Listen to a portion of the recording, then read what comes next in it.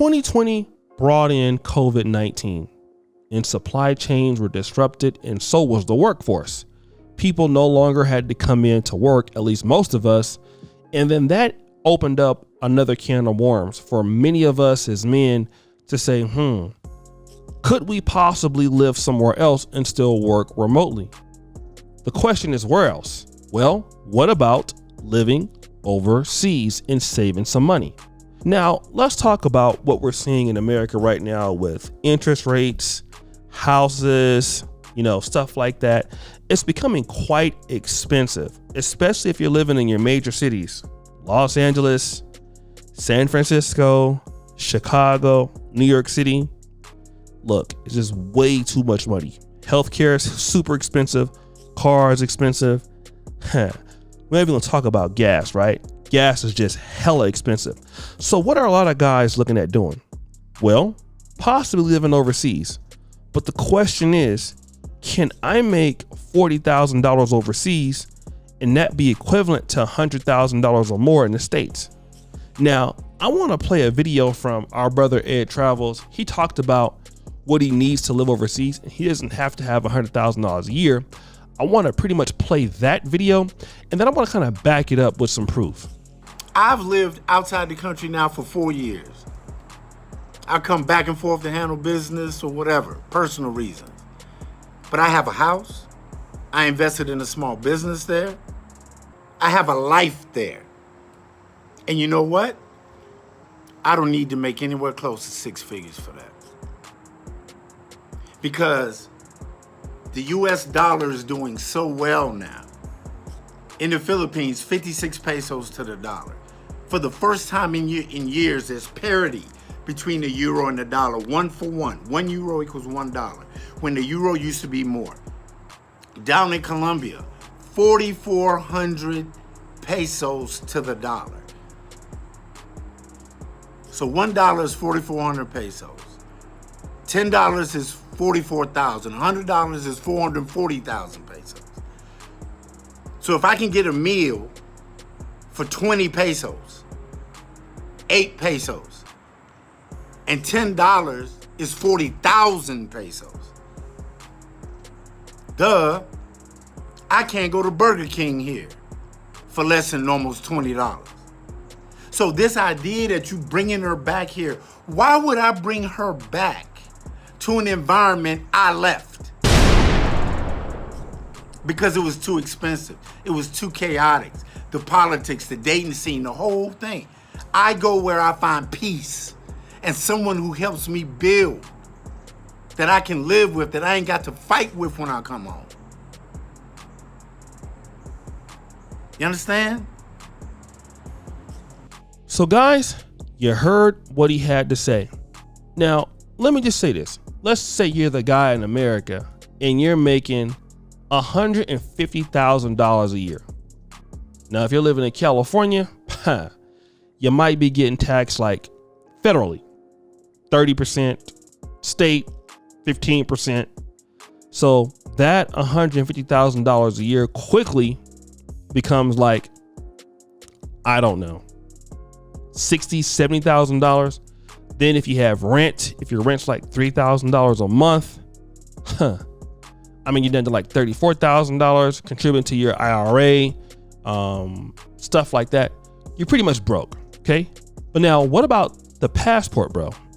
Let's say if the passport brother makes $60,000 a year, and he lives in, let's say, Colombia or Hungary. Now, I want to talk about this.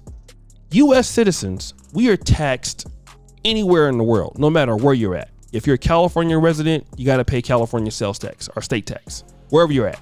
You can't get around your tax. You just can't. But here's what happened. If you live abroad, there is the foreign earned income exclusion, where you can exclude a certain amount of your foreign earned income, which is the amount of $108,000, $108,700 US dollars. So let's say, for example, if you're a guy that makes $150,000 a year or 60 grand a year, if you live overseas, you get to actually write off $108,700 from your federal foreign earned income. I'm going to say it again.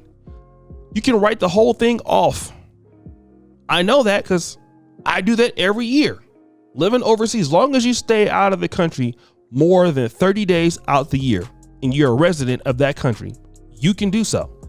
Not only that, but if you're living in the country that has a tax agreement with the United States, let's say if you're in Poland or Germany and you want to pay Poland taxes instead of paying United States, you can also do that also. So in other words, what's cheaper?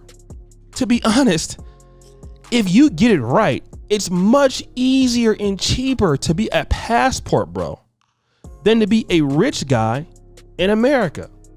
Like, guys, I want to talk to you about this. You know, there's actually channels dedicated. I know you guys don't believe me, but there are channels dedicated to leaving the United States. One of the guys is called Nomad Capitalist. He's a guy who's given up his U.S. citizenship to live overseas and not pay sales tax anymore. All right? Not pay tax or little taxes. So people are doing this all over the country. People are living overseas, you know, moving to Dubai and then claiming California tax or, you know, the foreign exclusion income tax. So basically, Ed Travels is right. You don't even need that much money. And if you can make that much money more, you still won't have to pay over, you know, that much tax. It actually pays to be a passport bro. If you can get it right, you're going to be living for cheaper. You're going to have better access to better, situations. Now, healthcare may not be as good, but your dating life and personal life for sure might be much better. Yeah. And you don't even need that much money. If you're living in Colombia, how much can your rent cost? The most $600-700. I mean, even if you're living in like Nairobi, and you're paying like $600 a month for rent, you're probably living in like a middle upper income place like Kilimani or Kileleshwa, which are very, very good places, by the way. You're not doing bad at all, bro. You're living a pretty good life. You can still save money in your retirement account back in the States if you have a business.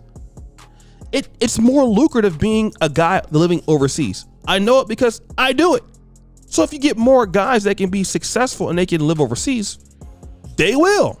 And Ed Travels is completely right. That's the one thing that a lot of ladies don't understand. Passport bros, if you can make it overseas and do very well, you can make a lot of money, save a lot of money, and use that money to invest back into the United States from abroad. Whether that's in the SEP IRA, whether that's in real estate and back in America, which you can claim more taxes, it just makes more sense. But guys, what do you think? It's your boy, O'Shea Duke Jackson, back at it again. Another episode of Celebrity Junk. Appreciate you for all that you do. We're out.